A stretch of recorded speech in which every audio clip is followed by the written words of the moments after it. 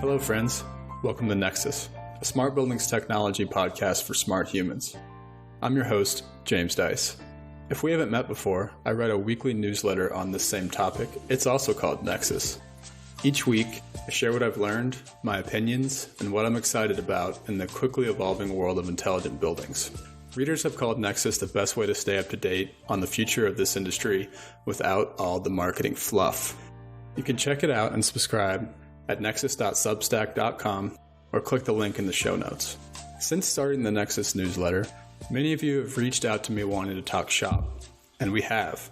After a few weeks of those wonderful conversations, I realized I needed to record and share them with our growing community. So here we are.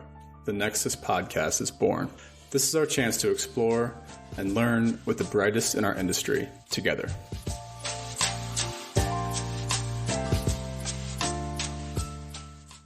One more quick note before we get to this week's episode.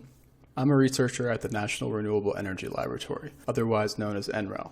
All opinions expressed on this podcast belong solely to me or the guest. No resources from NREL are used to support Nexus. NREL does not endorse or support any aspect of Nexus. All right, this episode is part of a new series of shorter, more casual podcast conversations called Friendly Rants.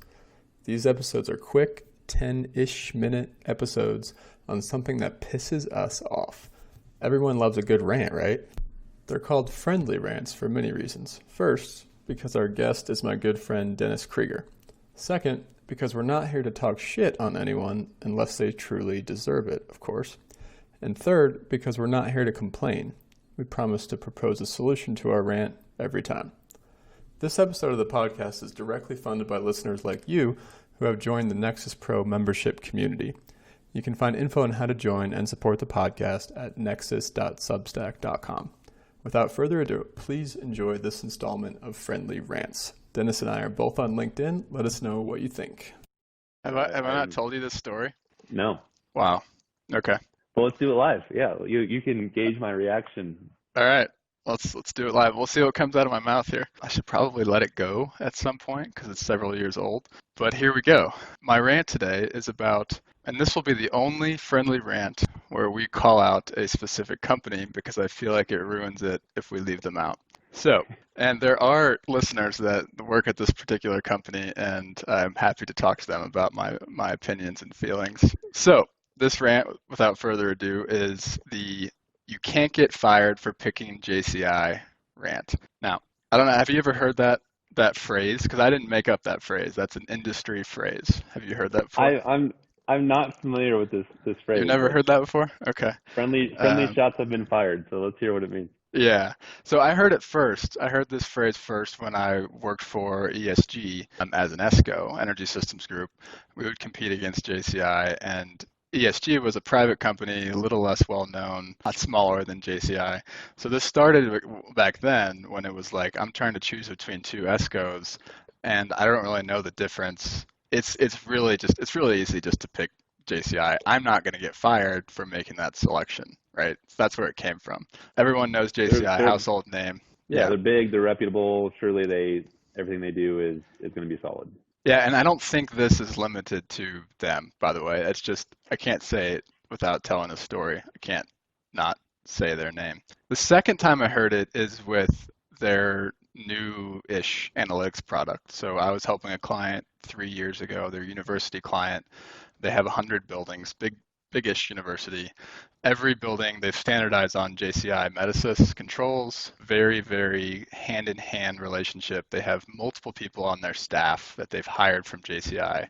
So they do all their programming in-house. They buy controllers direct, right? So it's one of those shops where it's like they are very, very heavily committed to JCI. And so when the chance to buy analytics software came up, they said, we really want fault detection. The way I would describe their selection process was it wasn't one, basically. So it was because JCI has had a salesperson and knocked on the door and said, hey, we have this new fault detection package came out. It's called Panoptics. So Panoptics was way before my time. So it was way before, it's like probably right around when you and I were graduating from college, right? So it was before we even knew what fault detection was. Fast forward to when I was helping this university, JCI was on the third or fourth rendition of their FDD software, right? So it's called Johnson Enterprise Management now. That's what it's called today. But before that, it was Metasys Enterprise Management. Before that, it was MEO, Metasys Enterprise Optimization. And then before that, it was Panoptics. And Joe and I talked about Panoptics because he used to work there. So episode 2 of the podcast, Joe and I talked about Panoptics a little bit. But what I experienced with this university was that this GEM product, JEM, was 10-ish years behind the rest of the industry from a fault detection standpoint. And so what I watched was like 3 to 4 years of me showing up on site every week and us basically trying to implement this fault detection package, and it just wasn't. The product didn't work. The product was not ready for commercial deployment, especially at the scale they were doing it. An underlying BMS that was Metasys, like it should have been fully compatible. There should have been none of the different companies trying to work together here. This should have been easy, like you would think, I guess. Yeah, you would think it would have been easy. Yeah, it was their own overlay on their own software. Exactly. Right. And so I came in, we started writing rules on MEO. So the platforms, you're able to customize your rules. So it's just like pseudocode. You can put your equation in. I came in, we started writing rules on MEO. We got like through VAV boxes and air handlers or something like that. And then they killed MEO. And then JEM came out 2 months later. That delay took about a year to get to where they were then converting over from their MEO to their GEM. This new version, after a year, when GEM came out, it didn't really work at all. Then we got into this issue where GEM had some new FDD rules that MEO didn't have. And we got into this issue where we wanted to know how these new rules were written. All the coding was hidden. So we couldn't tell which new rules overlapped with the rules that we had already written for MEO. So then the university had to get their lawyers involved to have them expose just simple pseudocode of the FDD rules. So that was many months of delays. The platform was closed. So if you look at Panoptics was this app store concept, basically. Fast forward today, and it seems like they've totally abandoned that concept.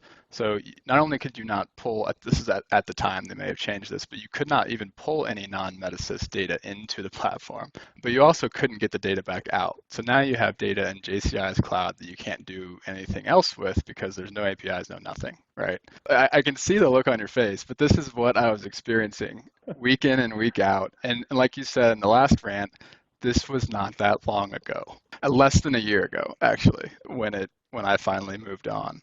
So I'm not even done yet either. The UI was awful. It actually took more time for the technicians to do simple tasks than if they would just do it in Metasys. And a lot of them were just like, oh, you want to see some data? I'm going to pull up the trends from the actual controller. So terrible and slow UI. They had this lagging problem.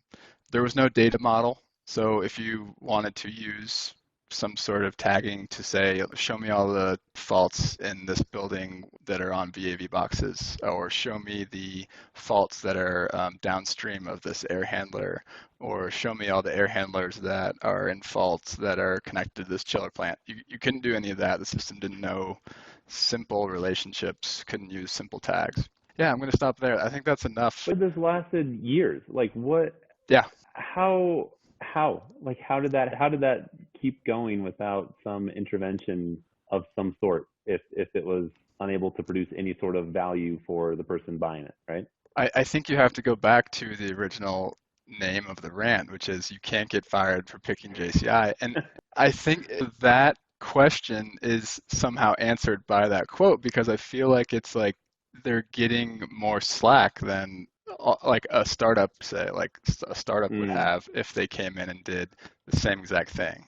Like if you think back to our rant on pilots, a small startup that has perfect technology would get like a very short leash on their pilot, right? But then a JCI can come in and totally fuck things up for years.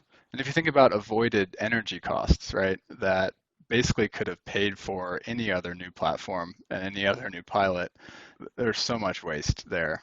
And not to mention consultant fees for me. it's like the value of the brand and how it can almost overcome some of the practical like issues you're having with the actual thing it's doing. Yeah, it's like the inverse problem of what a software startup has. Like you have 100% skepticism on trusting this new thing that didn't exist a year ago.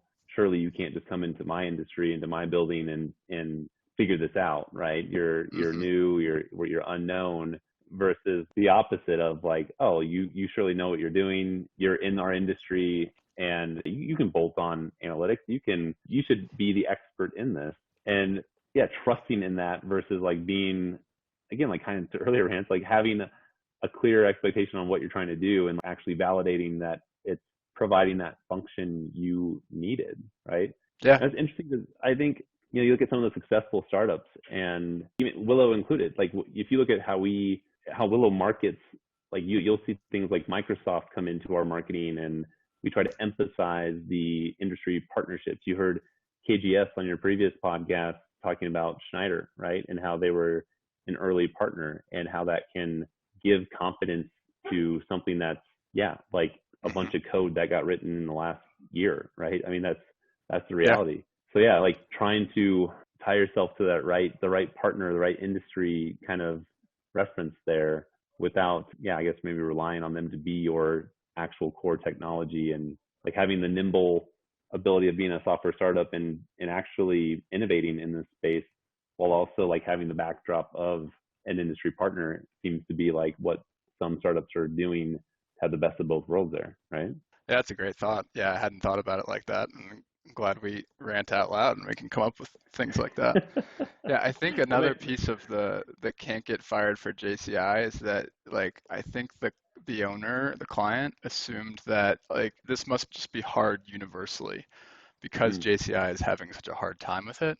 I think it was like, oh man, this data stuff, this analytics stuff, it's so hard. And I think it prevented them from doing anything about it because they thought like, oh, if I go out and find somebody else, what are they going to be able to do if JCI can't do it, right? And it's like kind of ruined like them. Committed to something they think, if you can't, I guess it's like also speaking to feeling locked into a vendor, even if that vendor is simply consuming data and like there is something to that, I guess. I think you had like a good LinkedIn post about this. Like, well, I was following one. Like, do you feel locked in to someone who's just taken data out and transformed it, right? Like, there is an element to that. Like, we all know how you tag, how you create your data model is not really going to be compatible with the next vendor. And maybe there is this feeling of like, well, even though this isn't going well, option B is to start over. And